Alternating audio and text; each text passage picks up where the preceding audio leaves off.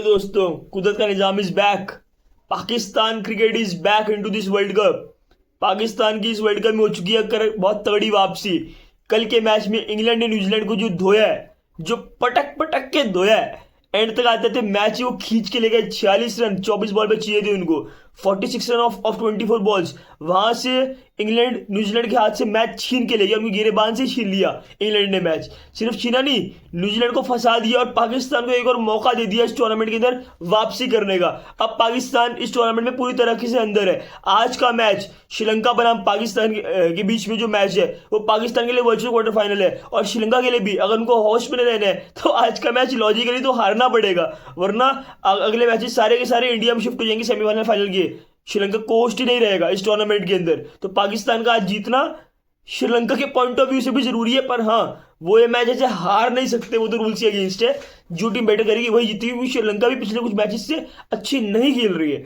श्रीलंका लगातार गंदी क्रिकेट खेल रही है। श्रीलंका पहले जिम्बाब्वे से हारी, श्रीलंका उसके बाद इंग्लैंड से हारी, श्रीलंका उसके बाद न्यूजीलैंड से हारी। उनको भी अपने अस्तित्व के लिए, अपने फैंस के लिए, अपनी ऑडियंस के लिए एक मैच अच्छा खेल कर जीतना है ही।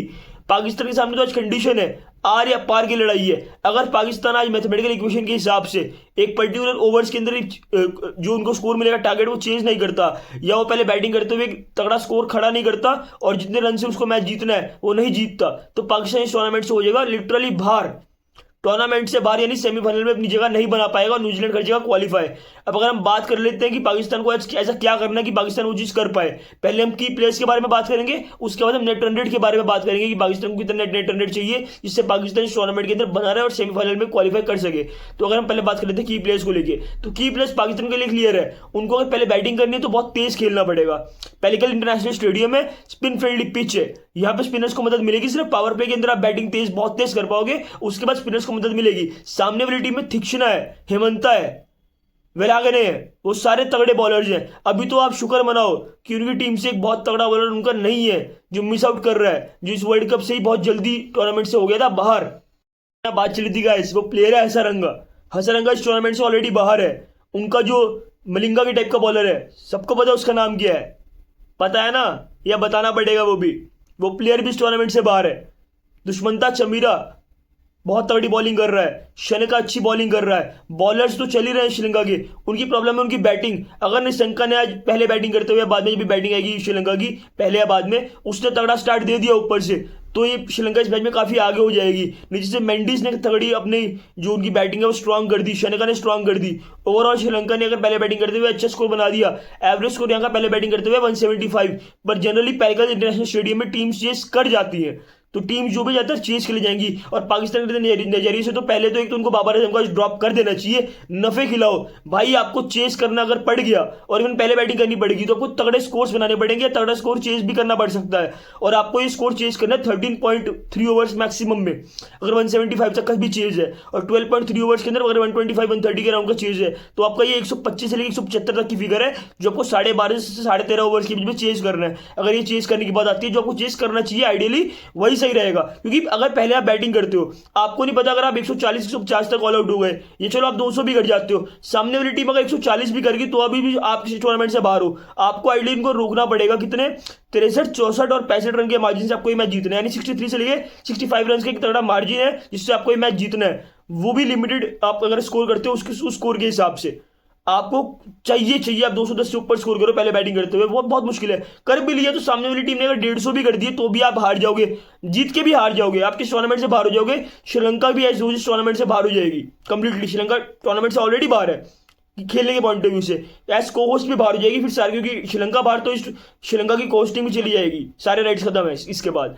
सारा टूर्नामेंट शिफ्ट हो जाएगा, उनका जो टूरिज्म का सीन है वो भी सारा का सारा खत्म है। तो पाकिस्तान उस तरह से सही सोच रहा है कि भाई अगर आज हम बाहर हुए, श्रीलंका का भी होस्ट का पर्पस बाहर हो जाएगा, हम भी टूर्नामेंट से बाहर हो जाएंगे। श्रीलंका ऑलरेडी टूर्नामेंट से बाहर है, इससे अच्छे तो श्रीलंका भी वैसे ही मैच जीता दे ताकि हम टूरिज्म की पॉइंट ऑफ व्यू से सेमीफाइनल तो खेल जाए, तो न्यूजीलैंड बाहर हो जाए। श्रीलंका हारेगी आज तो पाकिस्तान अंदर आ जाएगा, श्रीलंका जीत जाएगी आज तो पाकिस्तान टूर्नामेंट से बाहर हो जाएगा, श्रीलंका कोस्ट टूर्नामेंट से बाहर हो जाएगी। और हाँ, इंडिया और वेस्ट इंडीज में से एक टीम इंग्लैंड से सेमीफाइनल खेलेगी, ये फिक्स हो चुका है। क्योंकि इंडिया वेस्ट इंडीज का जो कल मैच होगा quarter final virtual quarter final कह लो, वो एक तरह से आगे डिसाइड करेगा कि क्या किसी क्या किस्मत है। और वो फिर 5 मार्च को खेलेगा इंग्लैंड से वानखेड़े स्टेडियम में, जहां पे जॉर्ज बटलर से डरना पड़ेगा भाई, लिटरली बता रहा हूँ। रीजन सिंपल है, वो बंदा अभी तक चला नहीं है, उसको चलना है। और वानखेड़े स्टेडियम से बढ़िया स्टेडियम नहीं है उसके लिए। मुंबई इंडियंस से वो कुछ साल पहले खेल चुका है, उसका स्टेडियम रिकॉर्ड ठीक ठाक बढ़िया है, वो अच्छा ही खेलता है, वो सिर्फ फॉर्म में नहीं है। तो उससे इंडिया को थोड़ा सेफ रहना है। जस्ट इंडिया की थोड़ी सी बात कर ली कि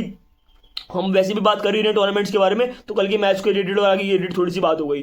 बाकी अगर हम मेन बात कर लेते हैं इस मैच के पॉइंट ऑफ व्यू से, 6 ओवर स्टार्टिंग में पावर पे रहेगा, जहां पे 30 रन बनेंगे, क्योंकि ये स्टेडियम जो मैच पिच है उसको सपोर्ट करती है उस चीज़ को। उसके बाद 6 ओवर्स के बाद जो पिच है थोड़ी स्लो हो जाती है, तो स्पिन ट्रैप को फायदा मिलेगा, चाहे फिर वो पाकिस्तान की स्पिनर जो या श्रीलंका की स्पिनर जो, दोनों को फायदा मिलेगा। पाकिस्तान को आइडियली ये चाहिए कि वो पहले बॉलिंग करें बाद में बैटिंग करें, क्योंकि पहले अगर आप बैटिंग करोगे तो वही सीन है, सामने वाली टीम करते करते करते करते भी 150 कर जाएगी।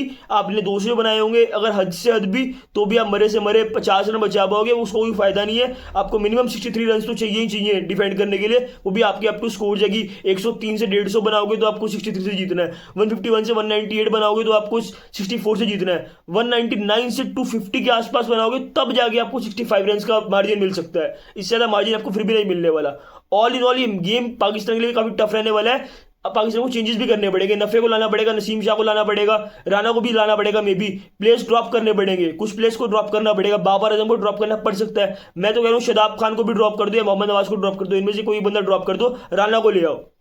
ऑल्दो मे बी किसी को लगेगा कॉन्ट्रोवर्शियल कि भाई राणा क्यों, राणा तो बॉलिंग के अंदर भी थोड़ी फास्ट करता है, मीडियम फास्ट, राणा तो स्पिनर भी नहीं है भाई, लेकिन ऑलराउंडर आपको बैटिंग सॉलिड करनी पड़ेगी आज। शादाब खान बड़ी टीम से अगेंस्ट नहीं खेल पाता, पाकिस्तान की टीम अभी तक सिर्फ मिनोज से जीती है, जो टेस्ट प्लेइंग नेशंस भी नहीं है, चाहे वो नमीबिया से पाकिस्तान वन जीती हो, नीदरलैंड से पाकिस्तान बिल्कुल एंड में मैच जीता था, समझ गए। इंडिया से पाकिस्तान मैच हार गया, यूएसए से भी क्लोज फाइट हो जाती है अगर थोड़े से प्लेयर्स चल जाते। ऑल इन ऑल पाकिस्तान की टीम अच्छा नहीं कर रही है अभी तक इस टूर्नामेंट के अंदर, तो पाकिस्तान के लिए भी ये गेम काफी ज्यादा इंपॉर्टेंट बन जाता है हर एक पॉइंट ऑफ व्यू से। श्रीलंका की कोस्ट राइट्स के पॉइंट ऑफ व्यू से भी, अपने इस टूर्नामेंट में बने रहने के पॉइंट ऑफ व्यू से भी, अपने जो फैंस पीछे बैठे हैं 24-25 करोड़, उनका दिल वापस से जीतना है या नहीं जीतना उसके पॉइंट ऑफ व्यू से भी ये मैच एक बहुत ही तगड़ा वर्चुअल क्वार्टर फाइनल है। लेकिन पाकिस्तान के पॉइंट ऑफ व्यू से कि पाकिस्तान इस टूर्नामेंट में बना रहेगा या नहीं, और श्रीलंका के पॉइंट ऑफ व्यू से कि वो इस टूर्नामेंट में कोच रहेंगे या नहीं, जिसका उनके हाथ में कोई कंट्रोल भी नहीं है। क्योंकि श्रीलंका तो चाहेगी हम अपने फैंस का, ऑडियंस का दिल और प्यार जीतते हैं, लेकिन श्रीलंकन गवर्नमेंट चाहेगी कि भाई हमें कोच बने रहने दो भाई, तुम एक मैच हार जाओ, वैसे भी हार ही रहे हो लगातार, कभी जिम्बाब्वे से हार रहे हो, कभी इंग्लैंड से हार रहे हो, कभी न्यूजीलैंड से हार रहे हो, वो भी एक तरफा हार रहे हो इंग्लैंड न्यूजीलैंड से, तो 51-61 रन के मार्जिन से। बाकी गाइस आपके इस बारे में क्या ओपिनियन है कमेंट सेक्शन में लिखना मत भूलिएगा। और एक पाकिस्तान के लिए बता दूं, बाबर आजम को तो मत खिलाओ भाई, और साहिबजादा फरहान और फखर जमान से ओपनिंग करा लो, सैम मुजीब को नीचे कर दो अगर उसे खिलाना ही है, नो लुक शॉट्स उसके चल तो रहनी वैसे भी। बाकी आपका गाइस जो भी ओपिनियन हो कमेंट सेक्शन में जरूर बताइएगा, और सब्सक्राइब करो, लाइक करो, शेयर करो दबा के गाइस, सब्सक्राइब और हाइप तो इतना कर दो कि ये वीडियो हर एक बड़े क्रिएटर तक पहुंचे। और इस चैनल को गाइस प्लीज सपोर्ट करो, ऐसी लॉन्ग फॉर्म वीडियोज आगे आती रहेंगी, और आईपीएल के बारे में भी वीडियो इस चैनल पे आएंगी, पीएसएल के बारे में भी आएगी, इन्फो तगड़ी मिलेगी आपको आगे से आगे जैसे मैं अपडेट होता रहूंगा। Thank you guys.